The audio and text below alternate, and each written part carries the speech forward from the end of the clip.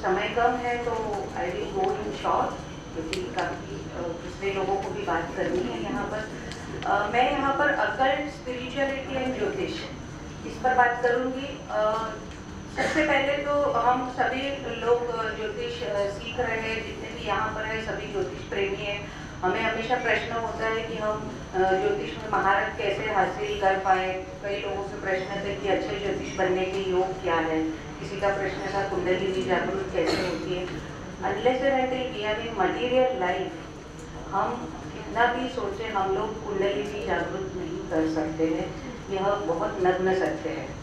दूसरी एक बात यह है कि आप साधना कर सकते हो, आप उसमें सिद्धि प्राप्त कर सकते हो। सिद्धि प्राप्त करना यानी क्या है? पंचम भाव को जागरूक करना। जैसे प्राश्र जी ने बताया कि पंचम भाव ये मंत्र साधना का है। तो जो गत जन्म से हम लोग हमारे पुण्य और पाप की गठरी लेकर आए हैं, उसी प्रकार हम लोग ने कई जन्मों में जो भी मंत्र साधना करी, कोई तो जन्म में हमने की होगी, वही हम सब लेकर यहाँ आए हैं। और जब हम खुद का मंत्र बनाते हैं, लेकिन जब आप खुद का मंत्र चैंट करते हो या तो खुद का मंत्र करना चाहते हो, तो उसमें जो हमारे ऋषि मुनियों ने जो मंत्र पे सिद्धता प्राप्त की है, जैसे कि रीम, क्लीम, ऐम, ये सब जो हम लोग बोलते हैं कि स्पेसिफिक उसके प्रोनाउंसिएशन है, वो आप मंत्र के साथ जोड़ने जरूरी है, क्योंकि वो सभी के लिए कॉमन है। और उसी को सिद्ध उन्होंने कर लिया है हम जैसे कलियुगी लोगों के लिए, क्योंकि हमें इतनी शक्ति नहीं है कि हम कोई भी मंत्र को टोटली पावरफुल बना पाए। हम सिर्फ हमारी मानसिक शक्ति से उसे जागरूक कर सकते हैं, लेकिन उसे सिद्ध नहीं कर सकते। लेकिन हम उससे पॉजिटिव वाइब्स कब ले सकते हैं, या तो हम उसको अच्छे संस्कार कैसे दे सकते हैं कि जब हमारी धरोहर जो हमारे ऋषि मुनियों ने या तो हमारे साधकों ने जो हमें आगे दी है, उसका सहारा हमने लेना है। फिर आप तय कर लो कि आपने दुर्गा सप्तशती में से मंत्र लेने हैं, या तो फिर आप जो भी अपनी कुलदेवी फॉलो करते हो, इष्ट देवता फॉलो करते हो, या तो जैसे किसी ने बताया कि मैं 17 साल से स्ट्रगल था, मैंने अपने माता पिता का नाम ही कंटिन्यूसली चैंट कर रहा था, क्योंकि उनकी पूर्ण शक्ति उन्होंने उसमें सम्मिलित कर दी। तो ये मेरा पर्सनल अनुभव है कि जब हम इसको जोड़ देते हैं ये वर्ब्स के साथ, स्पेसिफिक प्रोनाउंसिएशन, तब वो सचमुच में उसका असर बहुत अच्छा देखने मिलता है। आगे बढ़ते हुए मैं ऐसा बोलूँगी कि अकल्ट एंड स्पिरिचुअलिटी, तो ये जो मटेरियल लाइफ और स्पिरिचुअल लाइफ है, जैसे प्राश जी ने बताया कि ये दोनों समान है। हम मटेरियल लाइफ में हैं, हम मंदिर में भी जाते हैं, हम पूजन भी करते हैं, ये हमारी स्पिरिचुअल लाइफ हो गई।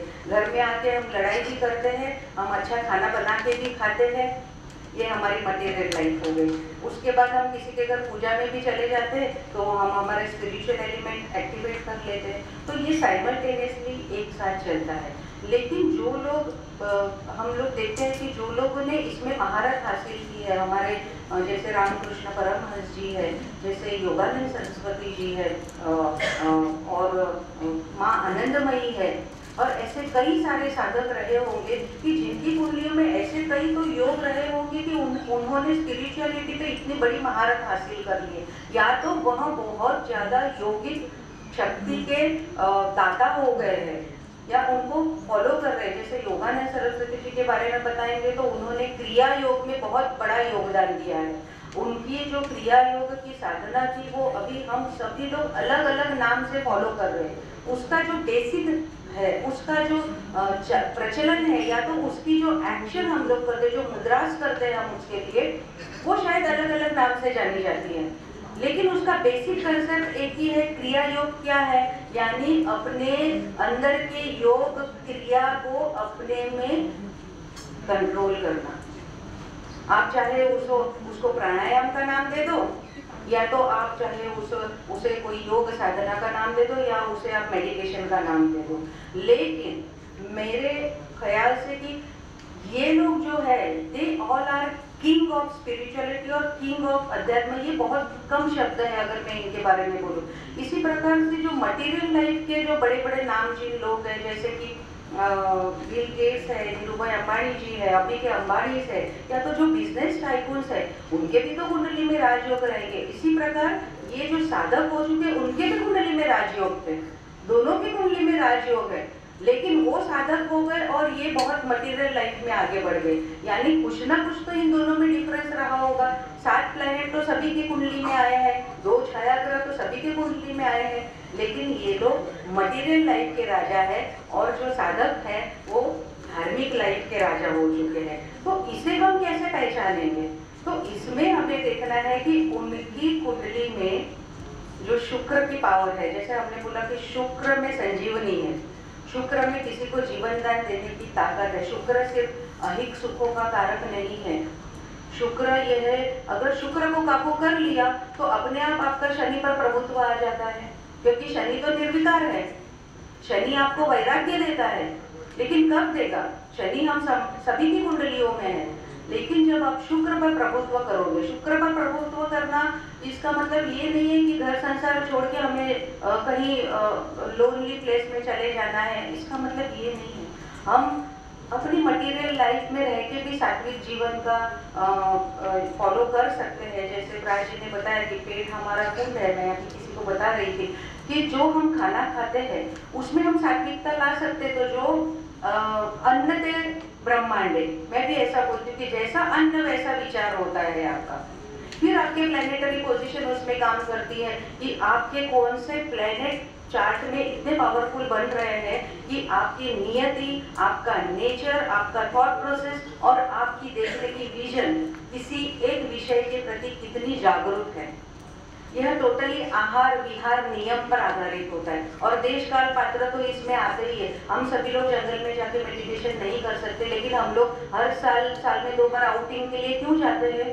हम एनर्जी लेने के लिए जाते हैं, हम थोड़ा आनंद लेने के लिए जाते हैं। वही नेचर है, दैट इज नेचर। हम जाके गार्डन में फोटोग्राफ खिंचवाते हैं, हम वहाँ जाके एंजॉयमेंट करते हैं, तो यही तो नेचर है। हम हमारे राहु को एक्टिवेट कर रहे हैं वहाँ पर, क्योंकि Rahu is out of the limit. आप अपनी बाउंड्रीज, आप अपनी ऑर्बिट छोड़ के बाहर जा रहे हो, अपने परिवार के साथ जाते हो, अपने परिजनों के साथ जाते हो, मित्र परिवार के साथ जाते हो, तो कहीं ना कहीं आप ये सभी चीजों को एक्टिवेट करते हो। हमारी कुंडली के जो जल तत्व ग्रह है, यानी कि जल तत्व ग्रह और जल तत्व राशि, जिसे हम मोक्ष त्रिकोण कहते हैं, वो मोक्ष त्रिकोण की राशियों में कौन से ग्रह बैठे हुए हैं, वह आपकी आध्यात्मिक उन्नति को दर्शाता है। धर्म त्रिकोण में जो ग्रह बैठे हैं वह आपकी आध्यात्मिक उन्नति के साथ आपकी कार्मिक उन्नति को भी दर्शाता है, क्योंकि अगर आपने कुछ कर्म नहीं किए हैं तो पेंडिंग डिजायर्स लेके आप मनुष्य जन्म में पैदा ही नहीं होते थे। हम सब मनुष्य जन्म में पैदा इसलिए हुए हैं कि हम हमारे गत जन्म के पेंडिंग डिजायर्स पूरा करने के लिए यहाँ पर आए हुए हैं। उसे हम राहु यानी कि एम्बिशंस का भी नाम देते हैं, उसे हम केतु यानी कि धार्मिकता का भी नाम देते हैं। और यही जो महापुरुष और हमारी जो साधिका हो गई है माँ आनंदमयी माता, और वैसे अनेक लोग रहे होंगे, कलावती आई है जिसे भी लोग फॉलो करते हैं, तो शायद ऐसा होगा कि उनकी कुंडली में सबसे ज्यादा ये वाटर एलिमेंट इतना जागरूक हो गया है कि उनके पेंडिंग डिजायर्स उन्होंने राहु को माइनस कर दिया, यानी अभिलाषाओं को उन्होंने दबा दिया, और केतु का एलिमेंट उन्होंने जागरूक कर दिया। Ketu is receptor. केतु क्या करता है? देखता है, सुनता है, लेता है। इन्होंने यही किया है। और हम लोग क्या करते हैं? हम केतु में भी एम्बिशंस ढूंढते हैं कि मेरी इच्छा पूरी होगी, मैं साधना कर पाऊंगी या नहीं, मुझे ये कैसे करना है। नहीं, जब तक आपकी बॉडी उसके लिए रेडी नहीं होती है आप साधना नहीं कर पाते। किसी ने बोला इसीलिए मैं साधना में बैठ गई, तो नहीं साधना होगी। मैं खुद को बोल रही हूँ, मुझे खुद को जरूरत है, without any chanting also I am achieving the element, that is spiritual element और inclination of the spiritual element within me. अब इसके लिए मैंने स्पेसिफिक एक ऐसा थोड़ा रिसर्च किया है इसमें, कि मैंने देखा है कि जो लोग बहुत ज़्यादा स्पिरिचुअली एक्टिवेटेड रहते हैं, हमारे बीच में भी ऐसे कई लोग रहते हैं, कोई जल्दी इंक्लाइनेशन पा जाते हैं, वो बहुत ज़्यादा स्पिरिचुअल होते हैं, तो उन लोगों में मैंने देखा है कि उनका लग्न या तो उनके ग्रह गंडांत पॉइंट में होते हैं, जिसे हम बोलते हैं कि संधि लग्न, नक्षत्र संधि, ऋतु संधि, ग्रह संधि, ऐसे कई प्रकार की, बहुत 100 प्रकार की संधियां है हमारे शास्त्रों में लिखी हुई है। अगर इस संधि में इन लोगों जैसे कि योगानंद स्वामी जी जो थे, उनका जन्म आप देखोगे तो लग्न संधि में ही हुआ है। उनकी जो शायद शाही जी ने अभी उनकी कुंडली दिखाई थी कि जो सिंह लग्न की कुंडली में चंद्र है, तो उनका जो लग्न है वो संधि लग्न है। संधि लग्न क्या होता है कि जब आप जल तत्व से अग्नि तत्व की तरफ जाते हो, राशि बदल जाती है तो राशि को हम बोलेंगे लग्न संधि, और जब प्लैनेट बदल जाते हैं तो हम बोलते हैं ग्रह संधि। तो लग्न संधि भी उतना ही इम्पोर्टेंट है। अगर वहाँ कोई भी प्लैनेट नहीं है लेकिन लग्न संधि भी है तो वह व्यक्ति बहुत निर्विकार हो जाता है, और हम हमारे रूटीन टर्म्स में बोलते हैं कि यह व्यक्ति बहुत ज़्यादा सफ़र करता है, क्योंकि गंडांत पॉइंट में इसका जन्म हुआ है। इससे बहुत स्ट्रगल्स का सामना करना पड़ रहा है, इसे कोई चीज़ आसानी से नहीं मिलती है। फिर हम बोलते पहले चरण में माँ को तकलीफ, दूसरे चरण में पिता को तकलीफ, तीसरे चरण में बेटे को तकलीफ, या चौथे चरण में खुद को तकलीफ, या तो फिर चौथे चरण में है और चौथे चरण में पैदा हुआ और अगर बच गया तो ये व्यक्ति चक्रवर्ती राजा बन जाएगा। क्यों बोलते हैं ऐसा? हमारे शास्त्रों में भी ये लिखा है कि अगर वो पॉइंट पार कर गया गंडांत में जन्म होने के बाद भी, क्योंकि वह आत्मा जो है वह ऑलरेडी भटकते भटकते इस योनि में जो आया है वह सफरिंग के लिए आया है, और अगर सफरिंग उसने पार कर ली तो 100% उसे आगे चल के बहुत अच्छे उसके फल मिलने वाले हैं।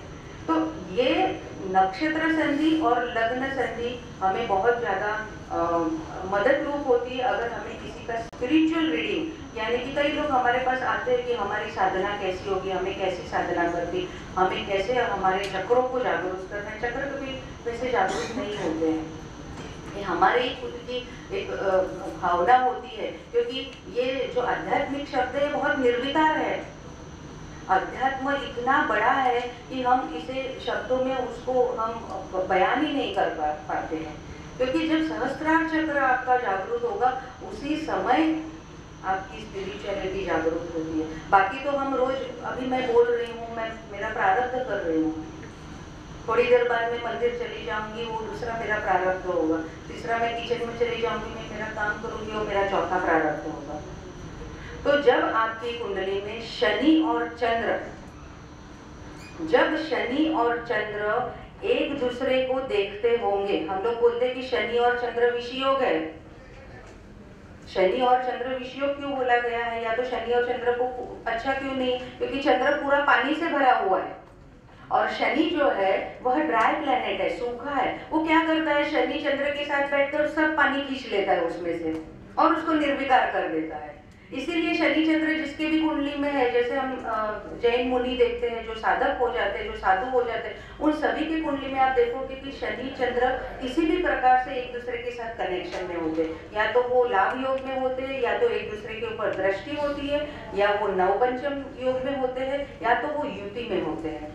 आप किसी भी महर्षि आनंदमयी माँ, आप रामकृष्ण परमहंस, किसकी भी कुंडली उठा के देख लो, आपको सैटर्न और मून का कनेक्शन 100% उसमें देखने मिलेगा।